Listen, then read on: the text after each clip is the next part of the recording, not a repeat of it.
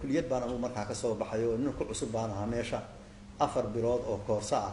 oo la iga bedelay takhasuskii hore oo markii hore soo bartay la iga bedelay baan ku jiray koorso ah gantaalaha xaggooda iyaan ugu jiray waxaan ahayn 10 nin oo xiddiglayaal ah oo cusub baanu ahayn koorskii baan noo socday habeenkii xeradii baan u soo hoyday 10 baan ahayn oo 3 kamid ah magaalada habeenkii ku dhaxeen intii kale 7 kale way joogeen habeenkii markii aan seexday 9 saac oo habeenimo saqdi dhexe 3 aroornimo waxaan leeyahay habeenimo oo aan yaani saqdi ahayd dhexe dambe ayaa waxa dhacay alarm baa dhacay biil baa dhacay wali kii dagaalka ah meeshii baa nin walba wuxuu haystay ku soo faylay tuutahaygan soo qaatay meel guutada caan u ahayd oo lagu fayli jiray iyaan ku faylay qolo walba meel bay ku fayli jiray qolada deglayaasha intayda ka joognay meel baan ku faylay xoogaa markaan joognay oo raboodkii la kala qaatay oo foorsada taagan la ogaaday yaa waxaa soo istaagay maxamuud sheekh cusmaan taliyihii abaanduulihii daafaca cirka awalna horey u ahaan jiray taliyihii guutada saddexaad ahaan jiray waa taliyihii tooska ahaa iyo caaganin la oran jiray oo dhaga sokeeyaha soo istaagay meeshii ibraahim maxamed xirsi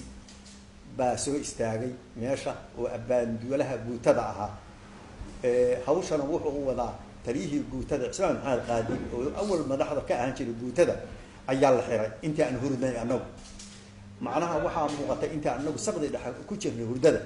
ayaa adigu ciro iyo qolada soo gashay rag adigu laga baqahayo markaas ayaa la xiray oo la qaabatay oo taliyaha guutada kamid ahaa abaanduulihii guutada oo automaatikada shaqada u lahaa ayaa meeshii soo istaagay wuxuu nagu noo sheegay in uu ninka halkan taagan yahay taliyihii abaanduulihii ciidanka daafaca cirka isla markaasna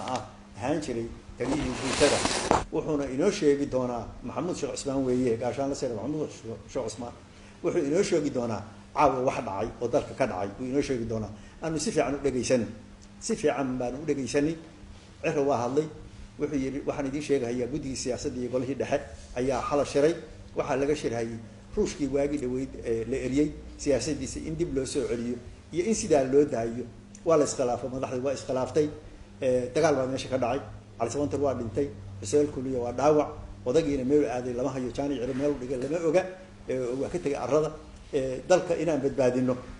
baa inoo taal dalka ma badbaadinaa